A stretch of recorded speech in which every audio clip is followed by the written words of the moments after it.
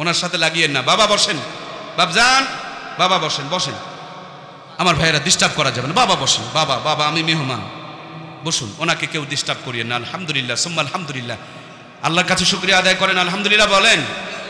দেখুন বেচারি আমাদের মতনই মানুষ, যদি আপনার আমার মতন ওনার মেমোরিটা ঠান্ডা হতো, বলুন উনি কি এরকম করতো? আল্লাহ আপনাকে আমাকে ওইরকম করে নাই, সেজন্য একটু শুকরিয়া আদায় করি না ভাই, আলহামদুলিল্লাহ। ওই মানুষগুলোকে বিরক্ত করব না, ওরা আমাদেরই ভাই, ওদের জন্য দোয়া করবো, আল্লাহ ওনাদেরকে সুস্থ বানিয়ে দেখ, বলুন আমিন। প্রিয় ভাইয়েরা আমার, দুনিয়াতে আসার পর বড় আব্বা হযরত আদম বড় বড় গাছের 3টা টুকরা পাতা দিয়ে ইজ্জতকে ঢেকে রেখেছিলেন, সেজন্য মৃত্যুর পর পুরুষের জন্য, ছেলে মানুষের জন্য কাফনের কাপড় কয় পিস? 3 পিস। বড় আম্মা হযরতে হাওয়া বড় বড় গাছের 5টা টুকরা পাতা দিয়ে ইজ্জতকে ঢেকে রেখেছিলেন, এজন্য মৃত্যুর পর মেয়েদের জন্য, মায়েদের জন্য, আম্মা জানদের জন্য কাফনের কাপড় কয় পিস? এই 5 পিস ছেড়ে দিয়া 3 পিস ধরেছিল, 3 পিস বাতিল করে 2 পিস আমদানি করেছিল, এখন 2 পিসও ছেড়ে দিয়েছে, মাত্র আর 1 পিস বাকি আছে, একটা পিস বাকি আছে। কমতে কমতে 1 পিসে এসে ঠেকেছে, এইটা যদি বাদ দিয়া দেয় দেশে থাকার আর উপায়। সামনে তাকালে পায়জামা ফাটা, ঘাড় ঘুরাবেন মাজায় কাটা, যদি পিছনে তাকাবেন তাও দেখবেন সিনেমার পোস্টার লাগা। যদিও স্বাধীন বাংলা, সোনার বাংলা, আধুনিক বাংলা, ডিজিটাল বাংলা, স্মার্ট বাংলা, কিন্তু যেইভাবে কাটার ফাটার অত্যাচার বেড়ে গেছে, এই বাংলার জমিনে সুবহানাল্লাহর পড়া যায় না, আলহামদুলিল্লাহ পড়াও সুযোগ পাওয়া যায় না, শুধু আস্তাগফিরুল্লাহ, নাউজুবিল্লাহ আর তওবা দিয়া দখল হয়ে যাইতেছে। কথা বলুন ঠিক কিনা? রাস্তার 2 ধারে পেট পিট বের করে এদেশে আযাব যারা আনতেছে, এদেশে গজব যারা টানতেছে, যাকাতের কাপড়টা ওকে আগে দে বন্ধু, যাকাতের কাপড়টা। কাকে কয় না? কাকে? আরে গরিবকে নয়, ওই বড়লোক নামের কলঙ্ককে দে। কথা বলেন ঠিক কিনা? ইজ্জত বের করে দেখাইলে যদি স্মার্ট হওয়া যায়, তোমরা আবার কবে থেকে স্মার্ট হইলা? কুকুরের দিকে তাকায় দেখো, ওর পিছন দিকে নেঙ্গুরা ছিল, লেজ ছিল, নিচে দিলে ইজ্জতটা কত সুন্দর করে ঢেকে যেত। কিন্তু আদিম জামানা থেকে কুকুর ইজ্জত বের করে দেখায়। ইজ্জত বের করে দেখানোর নাম যদি স্মার্টনেস হয়, তাইলে মানুষের চাইতে আদিম জামানার স্মার্ট হলো কুকুর। কথা বলুন ঠিক কিনা?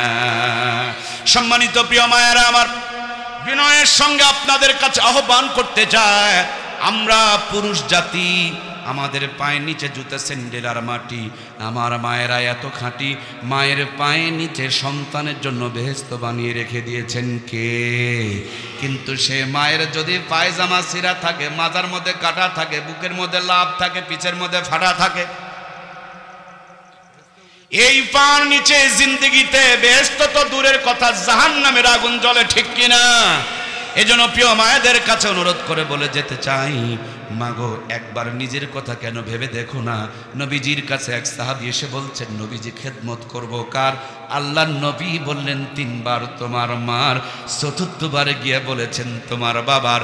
বাবার তুলনায় মায়েদের মর্যাদা নবীজি 3 গুণ বাড়িয়ে দিয়েছেন। জোরে বলুন সুবহানাল্লাহ।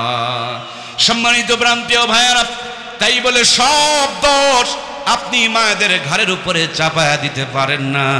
কিছু কিছু দোষ কিন্তু আমাদের ঘাড়েও চেপে যায়, কারণ আমরা যখন জামা বানাই, দেখবেন আমাদের জামা ফুল হাতা, যেমনি বাড়ি আলীর জন্য জামা বানাই, বেগম সাহেবার জন্য জামা বানাই, বিবির জন্য জামা বানাই, তখন জামা হয়ে যায় হাফাতা। নিজে যখন জামা বানাই, ওর জামা একেবারে পেট পর্যন্ত ঢাকা, আর বাড়ি আলীর জন্য যখন জামা বানাতে যায়, দেখবেন পেটের বেশিরভাগই ফাঁকা। নিজে জামা বানাতে গেলে কলার পর্যন্ত ঢাকা, বাড়ি আলীর জামা বানাতে যায় তখন হয়ে যায় বুকের অর্ধেকটা পর্যন্ত ফাঁকা। যদি বলেন ওরে বোকা, এত যত্ন করে কেন তুমি তোমার পেটের নারী ভুঁড়িকে রেখেছো ঢাকা? কি আছে তোমার আমার পেটের ভিতরে? খবর নিয়ে দেখুন, তেল আর চর্বি, নারী আর ভুঁড়ি, প্রসাব আর পায়খানা। কত বড় বোকার বোকা, নিজের পেটের প্রসাব পায়খানাগুলোকে রেখে দিয়েছেন ঢাকা। আর পৃথিবীর শ্রেষ্ঠ নিয়ামত, আল্লাহর জান্নাতের সম্পদ, যেই মা বোনের পেট দিয়া দুনিয়ার বুকে আগমন করবে, যে ফ্যাক্টরি আর কারখানা দিয়া মা বোনদের পেট দিয়ে আমাদের সন্তানরা দুনিয়াতে আগমন করবে, ওই ফ্যাক্টরি আর কারখানা যদি থেকে যায় ফাঁকা, সেখান দিয়ে কোনোদিন শাহজালাল, শাহপ্রাণ, শাহ মাকদুম আর গুনাহগার কাটির পীর সাহেবের আগমন করবে না। ওখান দিয়ে চিটার বাটপার লুচ্চা গুন্ডারাই আগমন করবে। ভাত কাপড় দিবে না, বুড়া বয়সে বৃদ্ধাশ্রমে ফেলে আসবে। কথা বলুন ঠিক কিনা? এজন্য প্রিয় ভাইয়েরা আমার, গোড়ায় ফিরে আসুন। যারা নিজের ইজ্জত ঢাকা রাখে, বিবির ইজ্জত ফাঁকা রাখে, ওদের মাথায় যদি কোরআনের ছাপটার থাকতো, বলুন তো দেখি এই 2 নম্বরই কামটা কি তারা করতে পারতো? যে সমস্ত মায়েরা মৃত্যুর আগ পর্যন্ত কিরণমালা, কটকটি আর পাখি পরে, যখনই মরে যায় দেখবেন কিরণমালা, কটকটি পাখি পরিয়ে আর কাউকে কবর দেওয়া হয় না। কিরণমালা, কটকটি পাখিগুলো খুলে নেওয়া হয়, সুন্দর করে গোসল দিয়া কাফনের 5টা কাপড় পরায়া দেয়, উপরে আবার চাদর ধরে। তার মানে অতিরিক্ত পর্দা করে, বেপর্দা হয়ে কবরে যেন না যায়। অথচ 1 বৈশাখে এই পর্দা খুঁজে পাওয়া যায় না, 14 ফেব্রুয়ারিতে এই পর্দার দেখা মিলে না, কলেজ ভার্সিটিতে এই পর্দার 12টা বাজায়া 13টাতে ঠেকায়া দেয়। আর মরার পরে আল্লাহকে ধোকা দিয়া ফেরেশতাকে বোকা বানিয়ে জান্নাত দখল করার জন্য কাপড় চোপড় খুলে দলমত চেঞ্জ করে বিসমিল্লাহি ওয়া আলা মিল্লাতি রাসূলুল্লাহ বলে। এটা 1 নম্বরের সিটারি এবং ধোকাবাজি। কথা বলুন ঠিক কিনা?